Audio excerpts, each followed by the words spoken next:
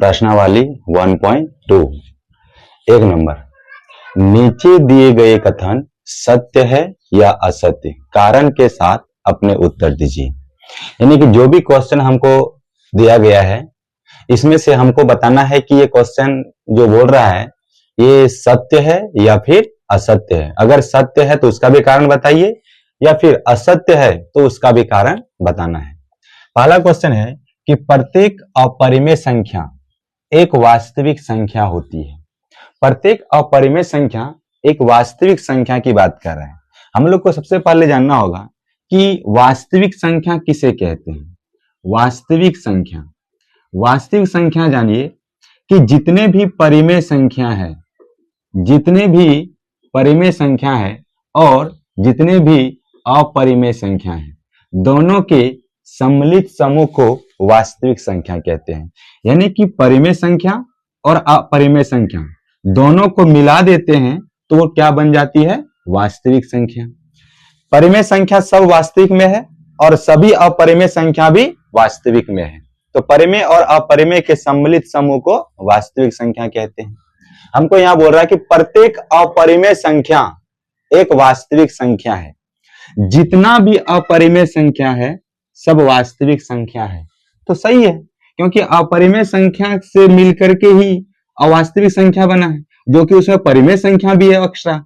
तो जितना भी अपरिमेय संख्या है सब वास्तविक संख्या है। तो हाँ, सत्य बोल रहा है, तो इसमें लिखेंगे सत्य। बोलता है कारण बताओ। कारण क्या लिखेंगे कि अपरिमेय संख्या तथा परिमेय संख्या मिल करके वास्तविक संख्या होती है। लिखेंगे अपरिमेय संख्या, अपरिमेय संख्या तथा परिमेय संख्या, परिमेय संख्या का, परिमेय संख्या का समूह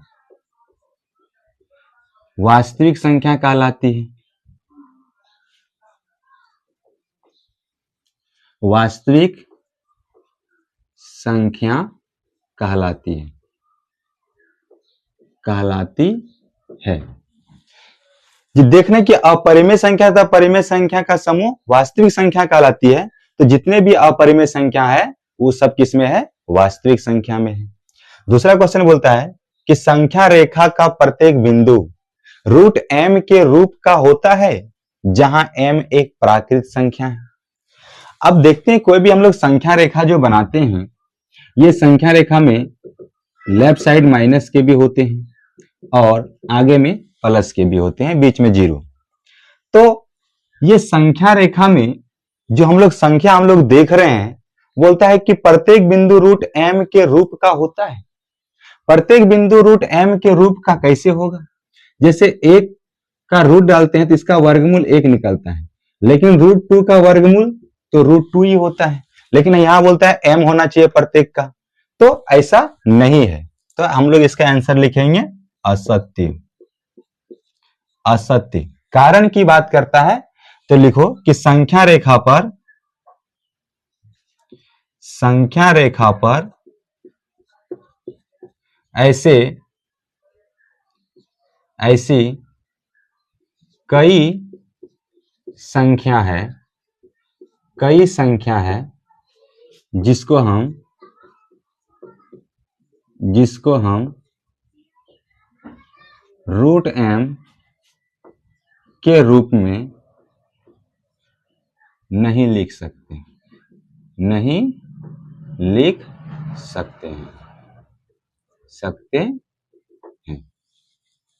अगला क्वेश्चन है कि प्रत्येक वास्तविक संख्या एक अपरिमेय संख्या होती है। और एक चीज याद रखना, यहां पर देखिए वास्तविक संख्या किससे बना है, परिमेय संख्या और अपरिमेय संख्या। अगर क्वेश्चन बोला जाए कि जितने भी अपरिमेय संख्या है सब वास्तविक संख्या है, तो ये सही बोल रहे हैं। या फिर ऐसे बोल सकता है कि जितने भी परिमेय संख्या है सब वास्तविक संख्या है, तो ये भी क्या हो जाएगा, सही।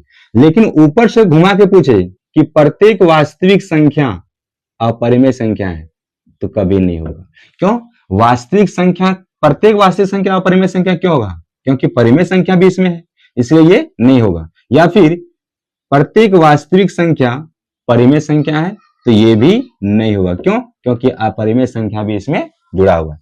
एक चीज रखना कि नीचे से ऊपर जाएगा तो होगा, नीचे से ऊपर जा रहा है तो हो रहा है, लेकिन ऊपर से नीचे की ओर आ रहा है तो नहीं होगा, ऊपर से नीचे की ओर आ रहा है तो नहीं होगा। प्रत्येक वास्तविक संख्या एक अपरिमेय संख्या है। वास्तविक संख्या और अपरिमेय संख्या ऊपर से नीचे आ रहा है, होगा क्या? नहीं। तो क्या हो जाएगा? असत्य। असत्य। कारण? क्योंकि वास्तविक संख्या में परिमेय संख्या भी होती है। कारण? क्योंकि वास्तविक संख्या में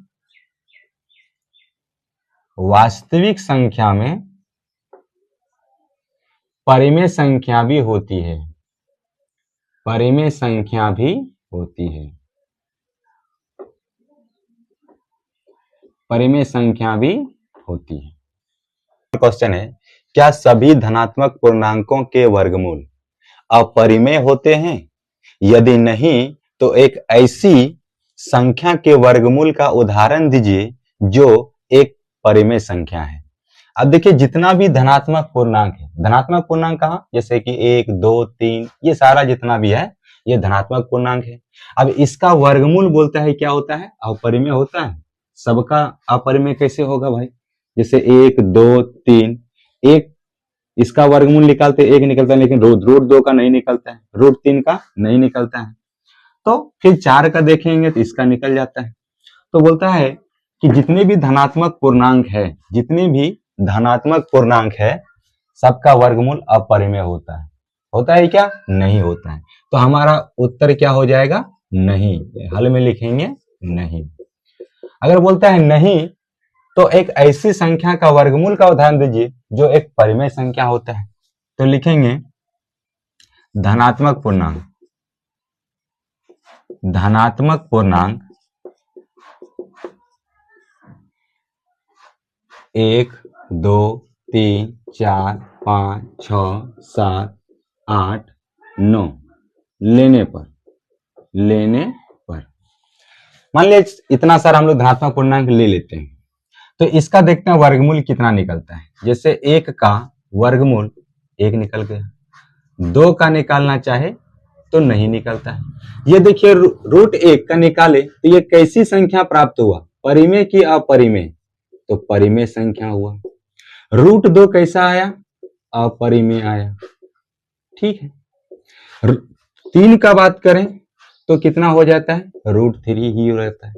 ये क्या है? अपरिमेय है। 4 का बात करें तो 2 निकल के आता है। 4 का वर्गमूल 2, ये क्या है? परिमेय हो गया। 5 की अगर बात करें, इसका वर्गमूल रूट 5 ही रहते हैं, ये क्या हो गया? अपरिमेय रहेगा। फिर आगे 6 की बात करें तो इसका भी पूरा नहीं निकलेगा, ये भी क्या कहलाएगा? अपरिमेय। 7 की बात करें तो ये रूट 7 ही रह जाएगा, ये भी क्या कहलाएगा? अपरिमेय। 8 की बात करें, ये रूट 8 ही रह जाएगा, ये भी अपरिमेय हो गया। 9 की बात करें, इसका निकलेगा कितना? 3, तो ये हो गया परिमेय। इतना संख्या हम लोग लेकर के मान लीजिए हम लोग बना रहे थे। अब देखना है कि कौन कौन सी संख्या का परिमेय संख्या आ रहा है। तो देख रहे हैं 1 का परिमेय आया, 4 का परिमेय आया और 9 का परिमेय आया। बाकी जितना भी हम 9 को संख्या लिए थे उनमें से अधिकतर संख्या क्या आया? अपरिमेय आया। तो हमको बोलता है ऐसी संख्या बताओ जिसका वर्गमूल को उदाहरण दीजिए जो परिमेय संख्या हो। तो लिखेंगे संख्या यहां संख्या 1, 4 और 9 का वर्गमूल एक परिमेय संख्या है, एक परिमेय संख्या है। इतना लिख करके रख देना है, यही हमारा आंसर हो गया। तीसरा नंबर क्वेश्चन है कि दिखाइए कि संख्या रेखा पर रूट 5 को किस प्रकार निरूपित किया जा सकता है। इसके लिए आप लोगों को 1.5 सुई, स्केल और चांद तथा पेंसिल की आवश्यकताएं होगी। देखिए, सबसे पहले आप लोग स्केल में एक संख्या रेखा बना लीजिए। स्केल में एक संख्या रेखा बना लीजिए। ये लेते हैं, ये हम संख्या रेखा बना लिए। आप लोग सीधा स्केल से बनाइए। अब हमें संख्या रेखा पर नंबर निरूपित करना है। बराबर डिस्टेंस में लीजिएगा नाप करके। जैसे ये डिस्टेंस हो गया 1, यहां हो गया 2, आगे हो गया 3। ये डिस्टेंस की बात करते हैं। अब देखना है, हमें संख्या रेखा पर √5 को दर्शाने के लिए बोलता है। यहां पर तो हमें प्राकृत संख्या ऋणात्मक भी लिए हैं और पूर्णांक में अगर देखा जाए तो धनात्मक, ऋणात्मक और 0 सब ले लिए हैं, लेकिन हमको √5 को दिखाना है संख्या रेखा पर। तो √5 तो यहां पर नहीं आया है, तो √5 कहां आएगा उसे दिखाना है। सबसे पहले क्या करना होगा, आपको कहीं से भी 1 सेंटीमीटर ले लेना है, कहीं से भी 1 सेंटीमीटर। मान लिया जाए हम यहां से यहां तक 1 सेंटीमीटर ले लिए। इस बिंदु का नाम अगर हम ए देते हैं तो इस जगह का नाम क्या हो गया, बी। ये ए बिंदु हो गया और ये बी। कितना सेंटीमीटर है, 1 सेंटीमीटर। अब आपको क्या करना है कि बी से लेकर के सीधा 90 डिग्री में 1 सेंटीमीटर उठाना है। यहां पर आप चांद रखेंगे और 1 सेंटीमीटर एक सीधी रेखा उठा देंगे। 1 सेंटीमीटर, ये 1 सेंटीमीटर उठ गया। अब यहां पर कोई भी बिंदु का नाम सी लेते हैं। अब ये सी जो हो गया, ये भी कितना, 1 सेंटीमीटर। ए और बी लिए कितना, 1 सेंटीमीटर। अब ये ए से लेकर के सी को हम मिला देते हैं। तो आप देख रहे हैं कि यहां पर एक समकोण त्रिभुज बन गया। समकोण त्रिभुज में ये हो गया हमारा आधार, ये हो गया लंब। तो हमें क्या निकालना पड़ेगा, कर्ण निकालते हैं। यदि हम इसको मिला देते हैं तो ये कर्ण हम भुजा हो गया। कर्ण निकालने का क्या सूत्र होता है, पाइथागोरस प्रमेय से, कि लंब का स्क्वायर प्लस आधार का स्क्वायर। लंब का स्क्वायर प्लस आधार का स्क्वायर। हमें निकालना है क्या, AC। AC ये कर्ण हो गया। इसका आंसर होता है लंब का स्क्वायर प्लस आधार का स्क्वायर रूट में। अब देखिए लंब हमारा क्या हो गया, BC। BC का स्क्वायर, आधार क्या हो जाएगा, AB। AB का स्क्वायर रूट में। मान पुट कर देना है, BC का मान, BC का मान 1 सेंटीमीटर, 1 लिख दी स्क्वायर। AB का मान 0 से 1 यानी 1 सेंटीमीटर ली, 1 का स्क्वायर। 1 का स्क्वायर 1 प्लस फिर 1 का स्क्वायर 1, 1 और 1 मिलकर कितना होता है, 2। इसका पूरा पूरा वर्गमूल नहीं निकलता है, यानी कि AC का मान हमारा कितना निकल गया है, √2 सेंटीमीटर। √2 सेंटीमीटर। लेकिन हमको चाहिए कितना, √5। अब हमें क्या करना है, चांद को इस जगह पर रखना है। चांद को इस जगह पर रखना है। ये सीधी रेखा जो दिया गया है इसको 0 डिग्री पर प्रदर्शित करना है और यहां पर केंद्र होना चाहिए चांद का। अब यहां से फिर 90 डिग्री खींच करके फिर 1 सेंटीमीटर लेना है। 90 डिग्री खींच करके 1 सेंटीमीटर लेना है। मान लिया कोई बिंदु D मिला। अब फिर इस D को A से मिला देना है स्केल से। अब ये कितना सेंटीमीटर लिए थे, 1 सेंटीमीटर। अब देखिए ये लंब हो गया, ये आधार हो गया, तो ये क्या हो जाएगा, कर्ण, यानी कि AD अब की बार हो गया कर्ण। अब AD का मान निकालते हैं। फिर उसी तरह लंब का स्क्वायर प्लस आधार का स्क्वायर। लंब कितना हो गया अब की बार, CD, तो CD का स्क्वायर और आधार हो जाएगा AC, AC का स्क्वायर। CD कितना लिए हैं, C से D 1 सेंटीमीटर, 1 का स्क्वायर। AC का मान अभी हम लोग निकाले हैं, यहां भी देख सकते हैं AC का मान √2 सेंटीमीटर, तो यहां पर √2। और ये √2 का क्या चाहिए, स्क्वायर चाहिए। अब देखिए 1 का स्क्वायर 1 प्लस √2 का स्क्वायर करेंगे। √2 का स्क्वायर कितना हो गया, √2 गुना √2 बराबर 4। √2 का स्क्वायर 4। अब यहां पर हम लोग रूट के अंदर 4 लिखेंगे। रूट के अंदर 4, √2 गुना √2 √4, रूट के अंदर 4। एक का एक लिखे प्लस ये 4 का वर्गमूल कितना होगा 2 होगा। ये रूट सिर्फ कैंसिल हुआ है, ये 4 को तोड़े कितना 2 में, तो वही वर्गमूल खत्म हो गया। लेकिन ये बड़ा वाला तो बच गया, 2 और 1 कितना हो गया 3। यानी कि एडी का मान अभी हमारा निकला है √3 सेंटीमीटर। √3 सेंटीमीटर। हमें √5 के पास पहुंचना है, अभी भी नहीं मिल रहा है। फिर हम यहां पर चांद का केंद्र रखेंगे और इस रेखा को 0 डिग्री मान के फिर हमें 90 डिग्री लेकर के 1 सेंटीमीटर उठाना है, और यहां पर जो बिंदु मिला हमको ई नाम रख देंगे, ये भी 1 सेंटीमीटर। अब फिर यहां पर इसको ए से मिला देना है। अब फिर समकोण त्रिभुज यहां बन रहा है क्योंकि ये भी 90 डिग्री है। डीई 1 सेंटीमीटर और एई कर्ण हो जाएगा सबसे बड़ी भुजा, आधार हो जाएगा एडी। पाइथागोरस प्रमेय से फिर चलना हमको, एई का मान निकालना है। एई इक्वल टू अंडर रूट लंब का स्क्वायर प्लस आधार का स्क्वायर।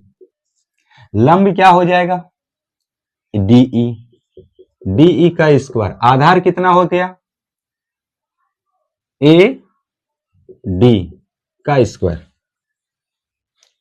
अब देखिए डीई का मान, डी से ई 1 सेंटीमीटर, एडी का मान हम लोग निकाल के रखे हैं √3 सेंटीमीटर। इसका भी स्क्वायर है यहां पर, 1 का स्क्वायर 1, √3 का स्क्वायर √9, √3 का स्क्वायर √9। अब ये √9 किसका वर्गमूल है 3 का, तो 1 प्लस 3, क्योंकि इसको निकाले 3, 3 और 1 कितना होता है 4, लेकिन 4 वर्गमूल है कितना का 2, तो ये हमारा कितना निकल के आया 2 सेंटीमीटर। अब अगला स्टेंजा जाएंगे, फिर यहां पर इसको चांद रख करके 0 डिग्री में रखेंगे, ये 90 डिग्री यहाँ केंद्र हो गया, यहां से 90 डिग्री खींचना है, 1 सेंटीमीटर फिर लेना है और इस रेखा को ए से मिला देना है। अब फिर हमें ये निकालना है एफ, नाम दे देते हैं एफ। ए एफ निकालना है, कर्ण हो जाएगा, ये 90 डिग्री है, लंब हो जाएगा और नीचे वाला आधार हो जाएगा। अब देखिए हमें निकालना है ए एफ। ए एफ बराबर अंडर रूट लंब का स्क्वायर प्लस आधार का स्क्वायर। लंब क्या हो जाएगा ई एफ, ई एफ का स्क्वायर, आधार ए ई का स्क्वायर। ई एफ का मान 1 सेंटीमीटर, ए ई का मान निकाले हम लोग, ए ई का मान 2, इसका स्क्वायर, 1 का स्क्वायर 1 और 2 का स्क्वायर 4, कितना निकल के आया √5। हमें √5 निकालना था संख्या रेखा पर, तो संख्या रेखा पर कहां निकला, ये तो ऊपर निकल गया, लेकिन हमको दिखाना है संख्या रेखा पर। अब क्या करना है, आपको 1.5 सुई में पेंसिल को भरना है और 1.5 सुई का जो नीब है कांटा, उसको यहां पर रख करके पेंसिल को फैलाएं। अब यहां तक दूरी चेक करेंगे। अब ये दूरी चेक करने के बाद ये कांटा यहां पर रहेगा और ये पेंसिल इस तरह चेक करके हमें निकालना है, इस तरह करके मिलाते हुए जाना है। जहां पर आकर के इस संख्या रेखा को टच करेगा, यहां से लेकर के इस संख्या रेखा तक का डिस्टेंस जो हो गया √5 सेंटीमीटर हो गया। बिंदु ए से लेकर के, मान लिया इसका नाम एफ है तो यहां पर जी दे देते हैं, तो एफ से लेकर के जी तक जो डिस्टेंस हुआ हमारा √5 सेंटीमीटर हुआ। यही हमको संख्या रेखा पर दर्शाने बोल रहा था, यानी कि हमारे पास ए से एफ तक जो डिस्टेंस है वही हमारा ए से जी तक डिस्टेंस हुआ, कितना सेंटीमीटर √5 सेंटीमीटर। ये हमको दिखाना था, इतना आपको करके और ये सब उतार के दिखाना है। धन्यवाद।